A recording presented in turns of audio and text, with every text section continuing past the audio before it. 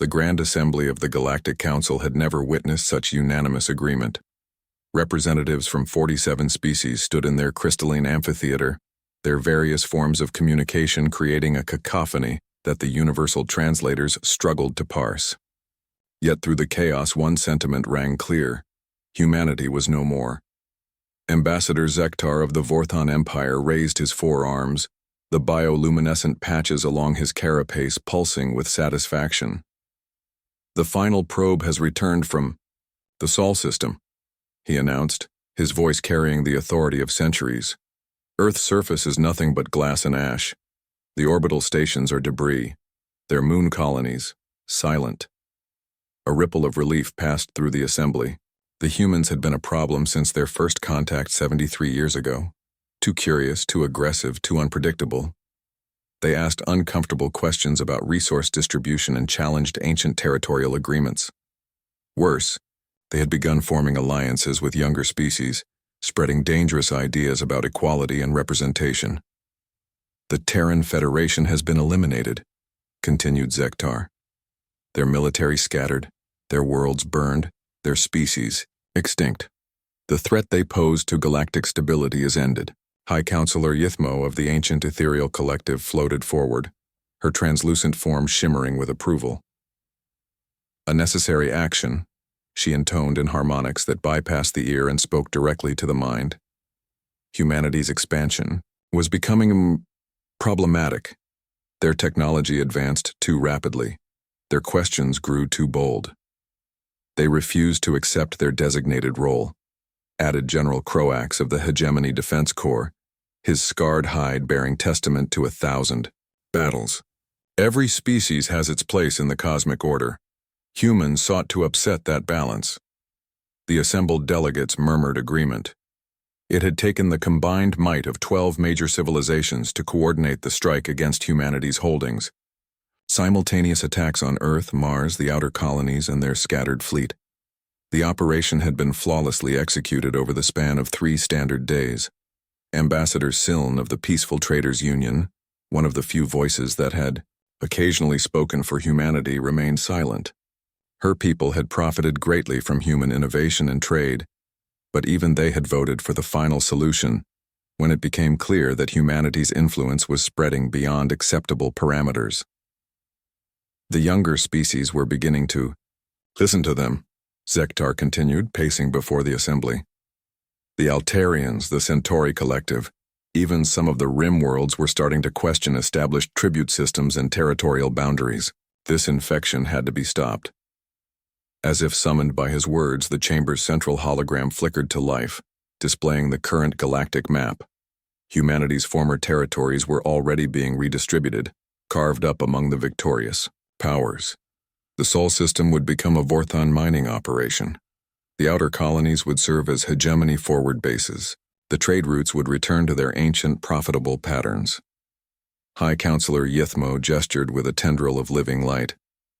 "Let this serve as a reminder to all species. The galactic order has existed for millennia. It will continue to exist for millennia more. Those who challenge it face extinction. The humans made one critical error." General Croax growled, his massive frame imposing even in the vast chamber. "They believed in something they called hope. They thought they could change things that have always been. Such naive optimism was their undoing."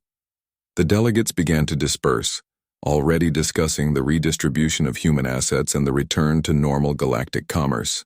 The ethereal collective would expand their consciousness harvesting operations. The Vorthon Empire would claim new mining worlds.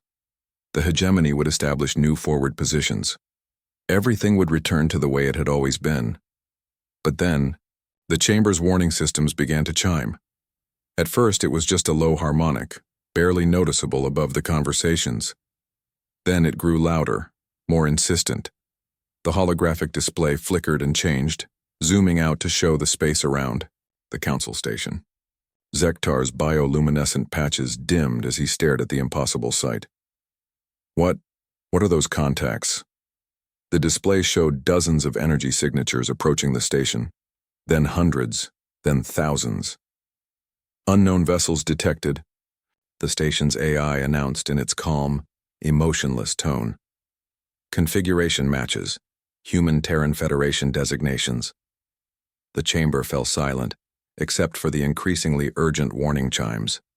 General Croax's combat experience kicked in first. That's impossible. We destroyed their fleet. We saw the wreckage. Incoming transmission, the AI continued. Source, lead vessel identifies as UES Resilience, requesting open channel. High Counselor Yithmo's form flickered with what might have been fear. Accept the transmission. The hologram changed, and suddenly they were looking at the face of a human. She was young, perhaps middle-aged by their standards, with the kind of expression that had always made the galactic powers nervous, calm determination mixed with absolute confidence. Greetings, Galactic Council, the human said, her voice carrying clearly through the chamber's speakers. This is Admiral Sarah Chen of the United Earth Services. We understand you've been having a celebration. Zektar found his voice first. You're extinct. We destroyed Earth. Your species is dead. Admiral Chen's lips curved in what humans called a smile, though there was nothing pleasant about it. Did you really think we'd keep all our eggs in one basket? The fleet you destroyed was our home defense force. The colonies you hit were our administrative centers. But humanity has been spreading among the stars for generations. The display zoomed out further, revealing the true scope of the approaching force. Ship after ship, more than had ever been seen in one place. Vessels of designs both familiar and utterly alien, bearing the insignia of the Terran Federation, alongside symbols no one in the chamber recognized. You see, Admiral Chen continued, humans have this annoying habit of surviving. We scatter, we adapt, we make friends, and when someone tries to wipe us out, the smile disappeared. We remember. Behind her, other figures moved into view. Humans, yes, but also others. Species the Council didn't recognize. New civilizations that had apparently been contacted far from the established territories. Did you know, the Admiral said conversationally, that there are over 40,000 inhabited worlds in this galaxy that aren't part of your little club? Amazing what you can learn when you actually talk to people instead of just demanding tribute. The chamber erupted in panicked communications, but Admiral Chen's voice cut through the chaos. Oh, and one more thing, she said, her image beginning to fade. We brought friends.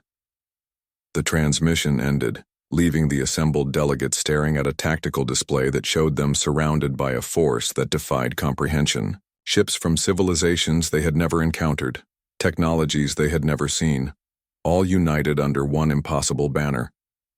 In the silence that followed, only one sound could be heard: the gentle chiming of incoming communication requests, from dozens of previously unknown species, all asking the same question. Galactic Council, this is species name. We're here about humanity. The age of the ancient order had ended. The age of questions had begun.